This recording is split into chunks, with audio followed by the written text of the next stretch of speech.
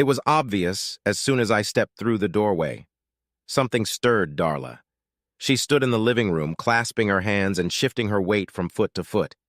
I'd seen her do this often enough in our 24 years of marriage to recognize the problem right away. Darla gets home from her dental work a half hour earlier than I do. Usually she uses that time to start making dinner and change her clothes. Today, however, she was wearing her work clothes, and there were no pleasant smells coming from the kitchen. When Darla changes her routine, something's wrong. "Dick, we need to talk," she began nervously. "Of course, dear," I replied quietly, dropping into the chair. The ball is now on her side. "What's wrong?" "I don't have an easy way to tell you this, Dick, so I'll just blab. I want a separation and possibly a divorce," she stated boldly. "I think a trial separation would be best, but with the understanding that it could lead to divorce in the future." "All right, dear," I replied calmly. "I will move out immediately." As I got up and headed toward our bedroom, I saw Darla's jaw almost hit the floor. I guess she had expected more discussion and questions on my part.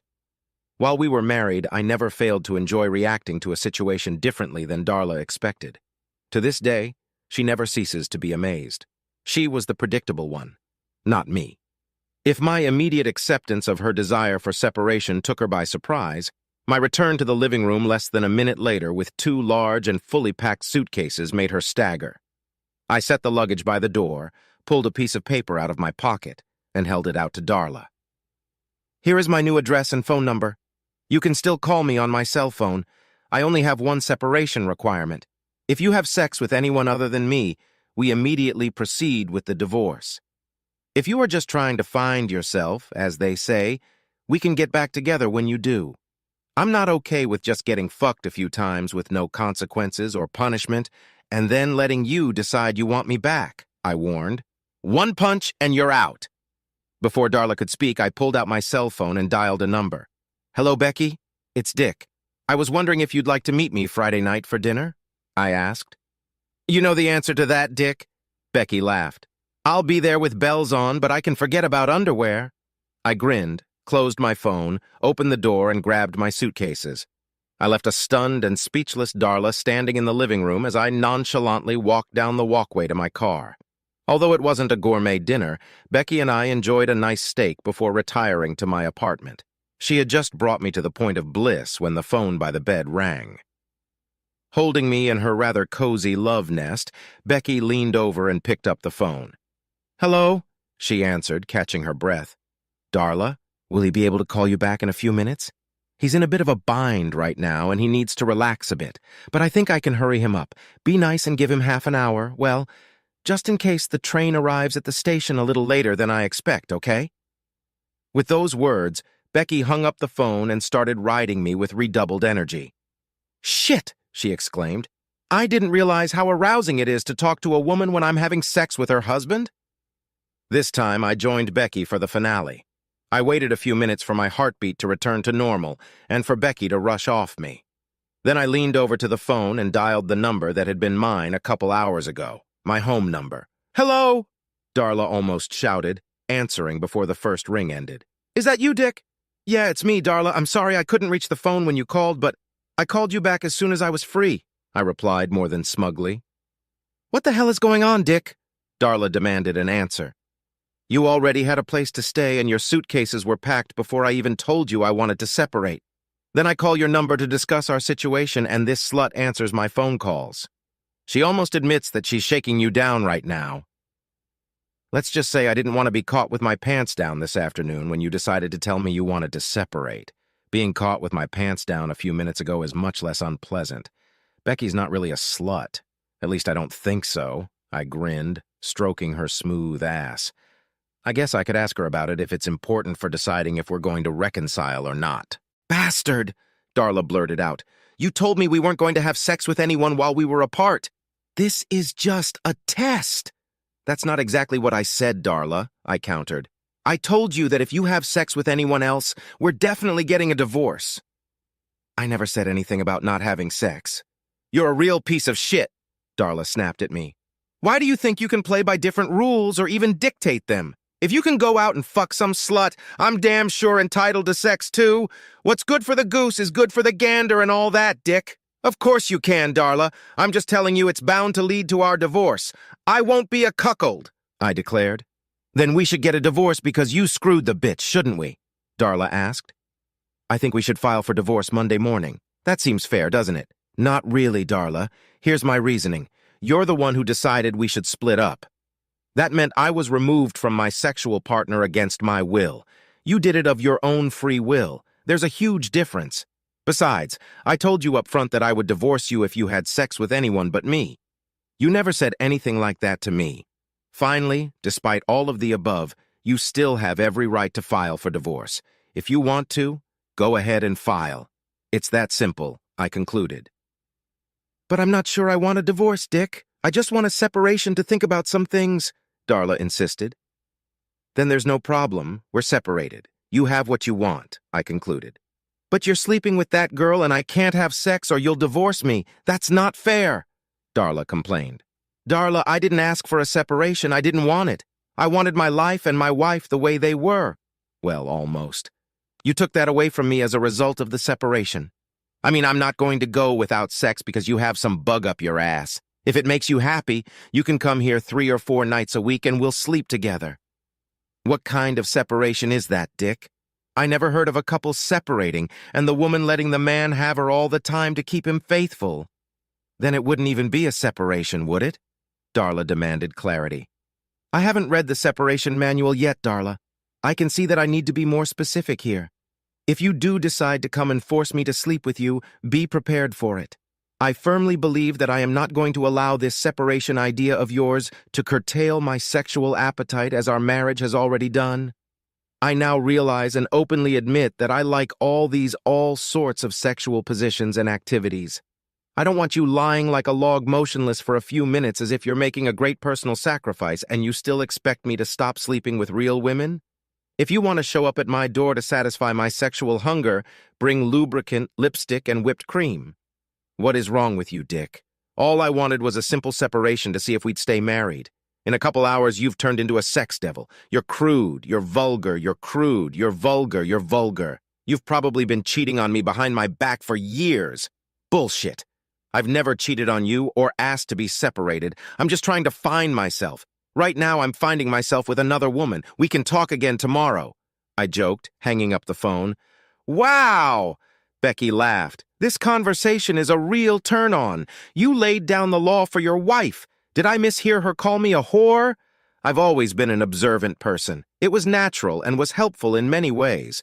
It prevented many of the surprises that constantly thwarted most people. My wife Darla, on the other hand, hardly ever noticed anything unless it bit her in the ass. Darla was very vocal about a new dentist who came to the clinic where she worked. He was in the final stages of a divorce from his wife, who was an unfaithful, cheating whore. At the same time as he should have been counted among the saints, at least in Darla's opinion. Then a few weeks ago, Darla stopped talking about him. Any questions I asked were deflected. It was as if this new guy had fallen off the planet. Darla's silence on the subject excited me more than her incessant chatter. Our phone was tapped, conversations were recorded, and her emails were forwarded to me. I hired a private investigator to see what he could tell me about the situation. From all the evidence, there was a clear pattern of seduction. Dr. Burns, as he was known professionally, was trying to get under Darla's skirt. He was getting divorced because he had done the same thing at his previous clinic. There were even a couple of his old patients who were close to accusing him of ethical violations. The guy was a scoundrel. To her credit, Darla had managed to resist so far. She refused to cheat on her husband or dissolve the marriage. Then Burns started pushing her toward separation. He argued that Darla would not cheat if she was in separation and had sex with him. Consequently, my stern warning to Darla about having sex with anyone but me was necessary. If she cared about the idea of staying married to me, she would have to keep this man's pants on. Becky had only been my coworker for a few months, but we had become firm friends. She was a widow and had recently gotten a transfer to the West Coast to be closer to her daughter and grandchildren. When I explained to her my marital problems with Darla and my plan to bring the situation to a critical juncture, Becky quickly volunteered to be the other woman. Reading Darla's emails and listening to her phone conversations, I learned that she was going to announce the idea of a trial separation on Friday afternoon. It wasn't hard for me to go home for lunch and pack a couple of suitcases. I then moved into Becky's apartment as she had 2 months left on her lease. I continued to keep an eye on Darla. I would seriously dump her on the side of the road if she even did anything inappropriate to Burns. I was a faithful husband and devoted father to our son and daughter. They graduated from a local university and had good jobs in neighboring states. I wasn't going to be a cheater or some kind of womanizer. I figured that if Darla wanted me back, she would have to convince me it was worth it. I wasn't going to beg her. If we managed to remain a married couple, the status quo still wouldn't return. I wanted more out of my marriage than sex out of favor once every couple weeks. I wanted a woman who was willing to accommodate my desires and would even up the ante at times. I'm not going back to the monastic life. I had just gotten to my apartment after dropping Becky off at the airport when my doorbell rang. I was more than surprised to find Darla standing there sobbing. I walked her into the apartment and sat her down on the couch, sat down next to her and waited for her to talk.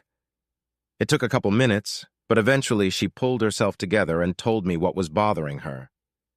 "Dick, I've been so stupid. It probably won't surprise you when I tell you that Dr. Burns has been pushing his wedges on me for the last few weeks. You seem to know more about who I am than I do. He convinced me to ask you for a trial separation so we could sleep together," Darla admitted. "He told me that if we were separated, it wouldn't be cheating and that you would even treat me better when I decided to get you back. Things definitely didn't go according to plan. You were ready. Your bags were packed. You had a place to live and another woman to date. And here I am with my brilliant idea. I'll never be able to figure it out, I think. But I think so much about what I'm going to do, but I should have known you'd be light years ahead of me. When I called you Friday night and this woman answered and almost admitted that you were sleeping with her, I almost died. Then when you called back, I knew you had just finished doing it with her. That hurt like hell, Dick," Darla sobbed. "I spent the whole weekend thinking about what you said. I gradually realized that you had honestly framed the situation for me. I was the one who asked for the separation, not you. I had planned to have a few nights of sex with Ed Burns and then let you crawl back home. You'd just be an unconscious victim of my stupid scheme." Darla didn't have the sharpest mind, but she was always honest and open. It was one of the reasons why her actions lately had caused so much anxiety. She wasn't designed to be secretive and conniving. It just wouldn't be her. Turns out you weren't an unconscious victim. You somehow knew what I was planning and turned the tables on me. In the blink of an eye, everything changed, and now you were having extramarital sex without guilt or remorse. I would have lost my marriage if I had slept with Ed. Finally, after hours of thinking and more yelling and self-pity, I realized what I was trying to do to you and to us.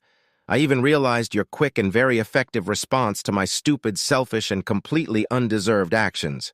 You got me good, Dick, but I deserved it. I decided to tell the good doctor this morning when he came to work that he was out of line," Darla concluded. "So you just scolded him and expected me to forget all about it, Darla?" I asked. "Am I supposed to forget that you were willing to risk our marriage for some fucking asshole? That you were willing to put me through hell because some jackass wanted to get up your skirt? Darla, you're a beautiful woman. There are plenty of men who would do anything for you. Do I have to worry about you doing it with every man who looks at you? No, Dick. I'm not the one who chased Burns away this morning. When he arrived, there were a couple of cops waiting for him in the parking lot. He was arrested and charged with rape and who knows what else. One of our patients, Mrs. Gunn, claims he molested and raped her while she was under anesthesia. The investigation led a couple of other women to report inappropriate behavior on his part. He got nailed. Darla grinned grimly. That's the piece of shit I risked everything for, Dick. I can't say I'm surprised, Darla. It was pretty obvious to me that he was a wily hound with the scruples of a street cat. Now he's out of sight, and you think I'm going to forget all about it? No, Dick, Darla replied slowly. I was hoping you'd keep your word if you hadn't lied to me. I've never lied to you, Darla, and I always try to keep my word. I just don't know what you're talking about, I replied confused. You told me I could come here 3 or 4 nights a week. You said it would save you from having to convince other women to share your bed, remember? Darla asked. Yes, I now recall saying something like that when you mentioned it, I admitted. I also told you that I would not go back to the way things were. I think I know what you mean, Dick. Maybe you can help me learn to be more sympathetic. I'll promise you that, Dick, if you promise me you'll never see her or any other woman again. Becky was probably at that moment flying over Colorado and had no intention of ever coming back. I didn't know of any other women that I could let have any fun with, and I really loved Darla, so the decision was obvious to me. It's a deal, Darla, I vowed. There will be no other women as long as you are mine. I emphasized the word personal. I won't even let you flirt with another man without my explicit permission. No problem, Dick, Darla squealed. I can't believe you're willing to give up that other woman for me, but I'm so glad you did. You won't regret this decision, Dick. Oh, here's more proof that I'm serious, my dear.